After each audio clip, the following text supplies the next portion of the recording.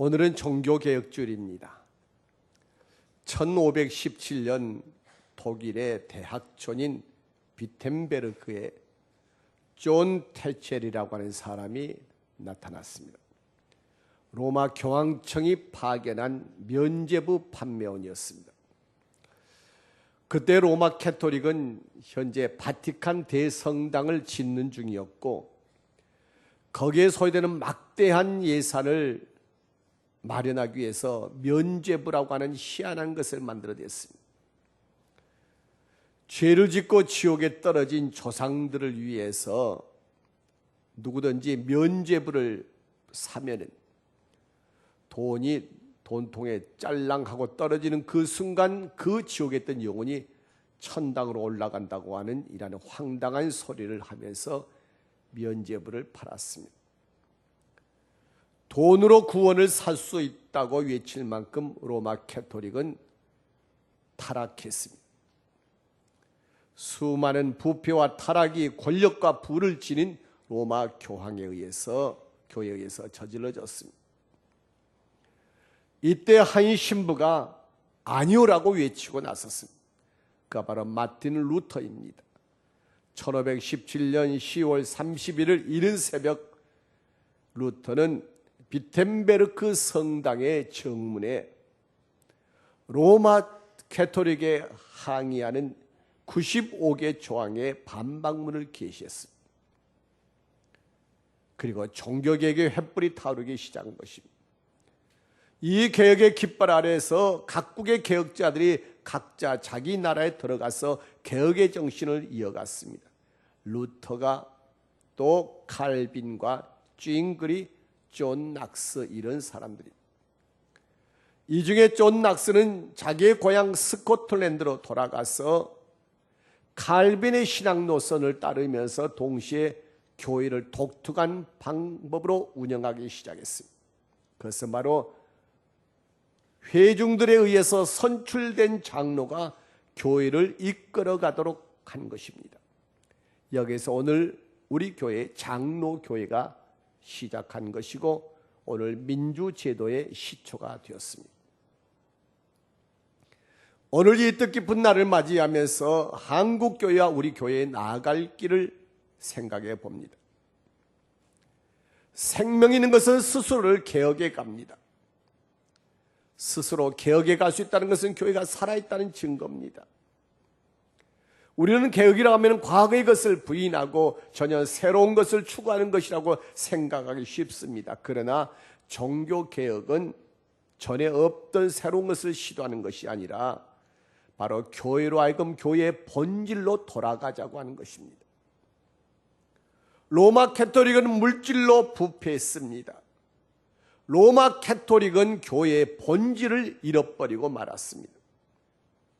그래서 종교개혁의 정신은 잃어버린 교회의 본질을 다시 회복하자는 데 있는 것입니다. 오늘 종교개혁의 주일을 맞이하면서 우리 교회가 또 한국교회가 회복해야 할 교회의 근본이 무엇인가를 생각하자고 하는 것입니다. 종교개혁자들이 외쳤던 것은 파이브 솔라지라고 얘기합니다. 오직 믿음. 믿음으로만 구원을 얻는다는 것입니다. 오직 예수 외에 다른 이름으로 구원받지 못한다는 것입니다. 교황의 이름으로도 마리아의 이름으로도 구원받지 못합니다. 오직 예수의 이름입니다. 오직 성경, 어느 누구의 가르침이나 전통이 아니라 오직 성경만이 우리의 유일무이한 이러한 삶의 지침이 되는 하나님의 말씀이라는 것입니다. 오직 은혜로만 우리가 살고 은혜로만 구원받는 것입니다. 그리고 오직 하나님께 영광, 우리는 오직 하나님께만 영광을 돌려야지 사람에게 영광을 돌려서는 안 된다는 말입니다. 오늘 개혁자들의 이 5가지 가르침이 오늘 우리 교회와 한국교회를 새롭게 해주시기를 간절히 소원합니다. 여러분, 우리는 지난주일날 우리가 가나안 땅에 들어가는 이야기를 함께 나누었습니다. 가나안 땅에 들어가려면 우리 교회가 본질적으로 우리가 새로워져야 하는 것입니다. 근본을 잃어버린 교회, 오염되고 부패하여서 본질을 잃어버린 교회는 결코 가나안 땅에 들어갈 수 없습니다. 오늘 말씀은 예수님께서 예루살렘 성전을 보시고 하신 말씀입니다. 제자들이 예수님에게 선생님 보십시오. 이 성전이 얼마나 화려하고 또 장엄합니까? 그러자 우리 주님께서는 이 성전을 가리켜서 돌 위에 돌 하나 남지 아니하도록 철저하게 파괴될 것을 말씀하셨습니다. 여러분이 이 말씀하시기 전에 예수님께서는 그 앞장에서 화 있을진저 외식하는 자들아 하면서 당시 종교 지도자들 7번을 반복해서 책망하셨습니다. 그러면서 이러한 거짓되고 위선된 이러한 지도자들로 인해서 또 교회로 인해서 예루살렘 성전이 철저하게 파괴되고 말 것을 말씀하셨습니다. 결국 이 말씀대로 예루살렘 성전은 로마에 의해서 파괴되었습니다. 서쪽 벽만 남아있고 그걸 통곡의 벽이라고 부릅니다. 여러분, 예수님께서는 또 한 번 다른 곳에서 성전 파괴에 대해서 말씀하신 적이 있습니다. 요한복음에 보면 사람들이 와서 예수님에게 당신이 하나님께서 보냈다는 증거가 무엇이냐고 물을 자 예수님께서 너희가 이 성전을 헐어라. 그러면 내가 내 몸으로 사흘 만에 이 성전을 짓겠다고 말씀하셨습니다. 예수님은 세상의 건물이 아닌, 예수님은 어떤 돌과 나무로 지어진 이란 몸이 아니라 우리 주님의 십자가에 고난당하신 그 몸과 부활하신 그 영광스러운 몸 위에 세워질 교회를 말씀하신 것입니다. 그러나 주님의 이 말씀에는 예루살렘 성전은 헐려져야 한다고 하는 뜻이 있습니다. 하나님의 거룩한 임재를 상징하는 예루살렘 성전은 오염되고 부패하여 본질을 잃어버리고 말았습니다. 본질을 잃어버린 교회는 헐어져야 합니다. 사명을 망각한 교회는 헐려야 합니다. 오염되고 부패한 교회는 헐려야 합니다. 오직 예수 그리스도의 십자가 위에 세워진 교회만이 영원한 것입니다. 어떻게 해서 교회가 이렇게 오염되고 부패되었습니까? 주님께서는 일찍이 제자들에게 경고하셨습니다. 공동체 안에 스며들어서 본질을 훼손하고 사명을 망각하게 만드는 누룩을 주의하라는 것입니다. 마태복음 16장에 보면은 예수님께서 이르시되 삼가 바리새인과 사두개인들의 누룩을 주의하라 했습니다. 마가복음 8장에 보면은 예수께서 경고하여 이르시되 삼가 바리새인들과 그리고 헤롯의 누룩을 주의하라고 말씀하셨습니다. 예수님은 교회를 타락시키고 본질을 훼손시키는 세 가지 누룩에 대해서 말씀하신 것입니다. 헤롯의 누룩과 바리새인의 누룩과 사두개인의 누룩입니다. 이 세 가지 누룩이 공동체 안에 스며들어서 전체를 병들게 하고 이러한 공동체는 헐려야 한다고 하는 것입니다. 여러분, 오늘 우리는 이 경고의 말씀을 우리는 경청해야 합니다. 그리고 우리는 이 말씀을 두렵게 들어야 합니다. 두려운 이 경고의 말씀이 오늘 우리 한국교회 주시는 말씀이라는 것을 우리는 깨달아야 합니다. 안타깝게도 한국교회가 헤롯의 누룩에 오염되고 바리새인과 사두개인의 누룩에 오염되어 병들어 가고 있다는 것입니다. 이것이 부인하지 못할 현실입니다. 며칠 전에도 금천구의 한 교회에서 목사끼리 칼부림하는 일이 있었다고 세상에서 조롱삼아 떠듭니다. 그것도 교회의 비리 때문에 그렇다는 것입니다. 어떠한 단체의 장이 되기 위해서 수없이 많은 돈을 써야 하고 하나님의 이름을 높여드리기보다는 오히려 사람의 이름을 더욱더 높이려고 하는 것이 오늘의 교회이란 모습이라는 것입니다. 여러분, 예수님께서 성전을 헐라 내 몸으로 짓겠다고 말씀하실 때 예루살렘 성전이 낡아서 그러신 것이 아닙니다. 예루살렘 성전이 좁고 불편해서 헐라고 말씀하신 것이 아닙니다.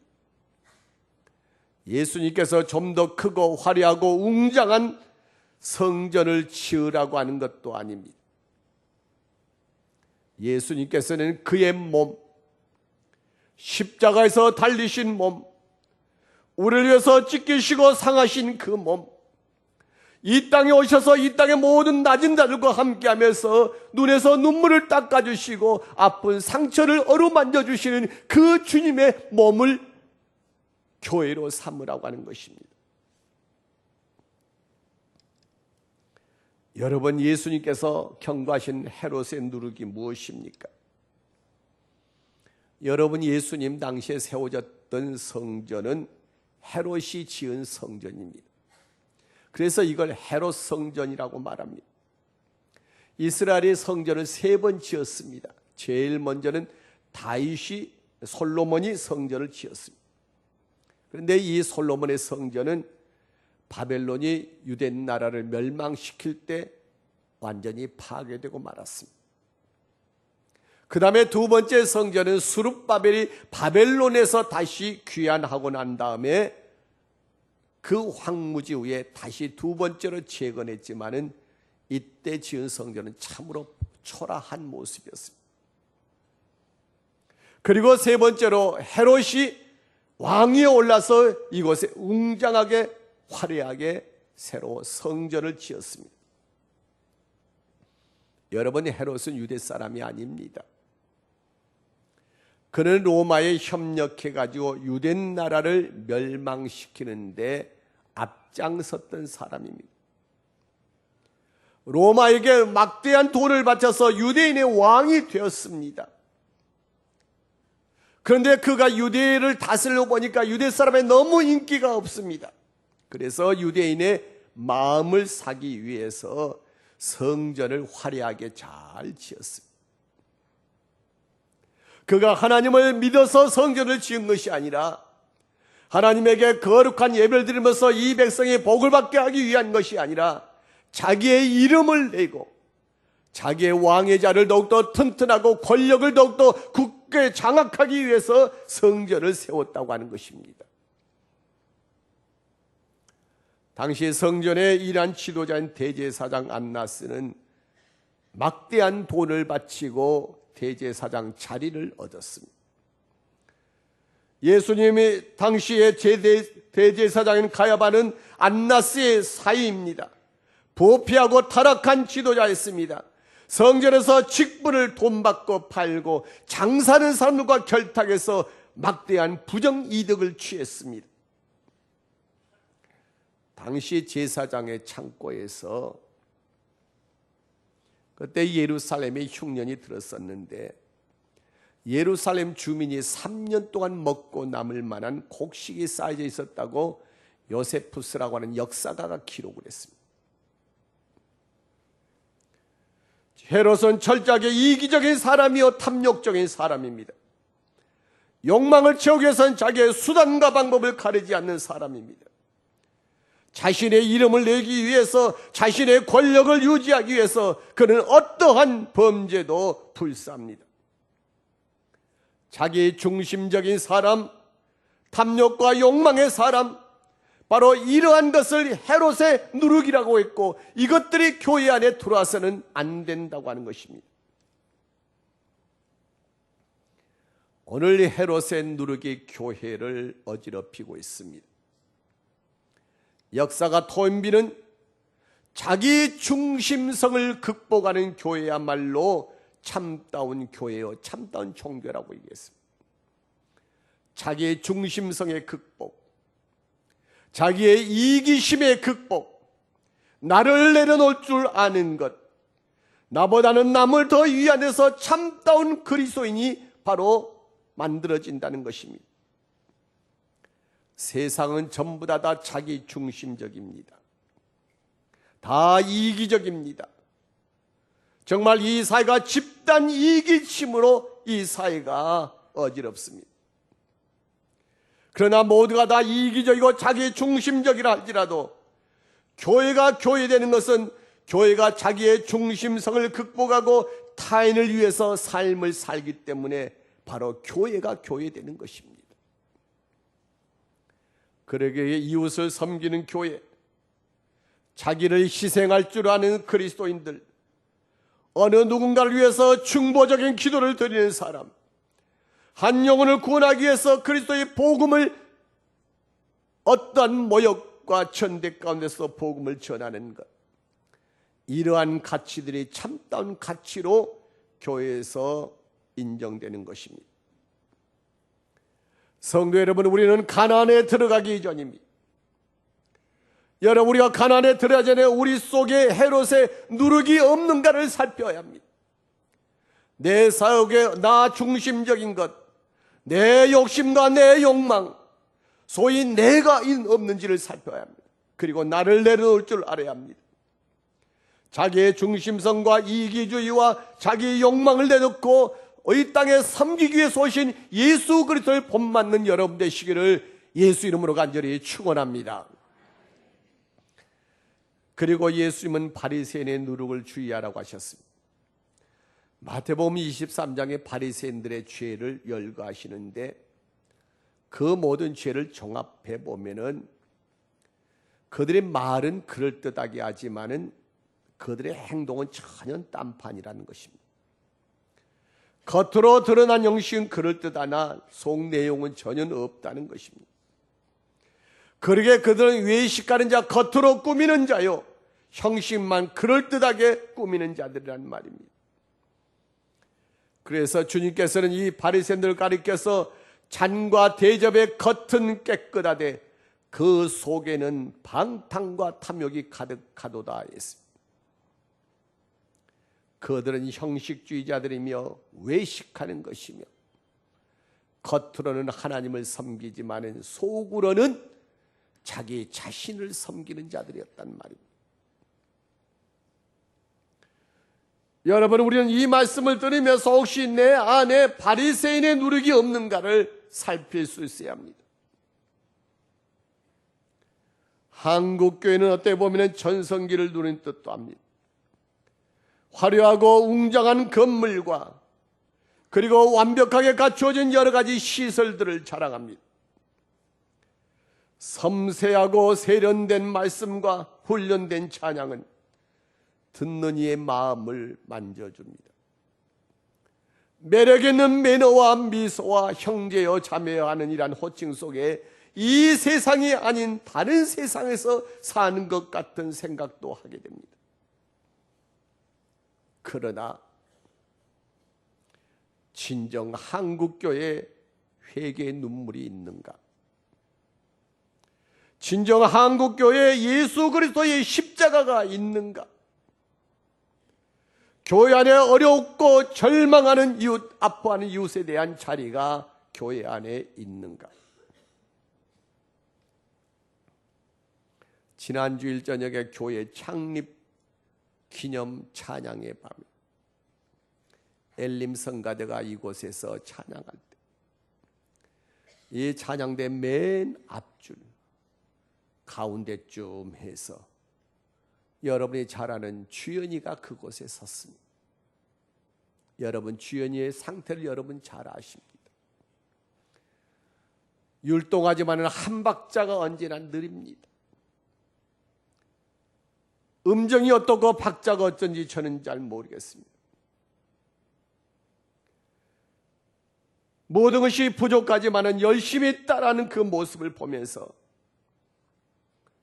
정말 하나님께서 기뻐하시는 찬양이라는 고백을 할 수 있었습니다.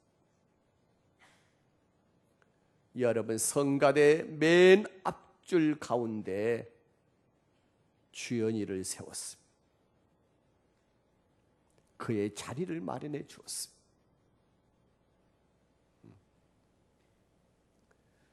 우리는 이런 아름다운 모습을 지켜가면서 힘써야 합니다. 우리 가운데 겉으로만 그럴듯한 바리새 사람의 누룩이 들어오지 않도록 성령께서 언제나 우리를 지켜주시기를 원하고 우리를 깨닫게 해주셔서 우리 안에 있는 바리새의 모든 누룩을 다 몰아내고 참다운 그리스도인의 몸된 교회를 세우는 여러분 되시기를 예수 이름으로 간절히 축원합니다. 그리고 주님이 말씀하신 세 번째 누룩은 사두개인의 누룩입니다. 사두개인의 누룩은 바로 세속적인 누룩입니다. 바리새 사람들은 그래도 종교적이라고 할 수 있습니다. 그런데 사두개 사람들은 정치적이고 세상적입니다. 사두개 사람들은 로마와 적당하게 타협을 하고 권력과 쉽게 야합해서 실질적인 이득을 취하고 정치적인 권력을 손에 쥐고 있습니다. 사두개 사람들은 내세도 믿지 않고 천당도 믿지 않습니다.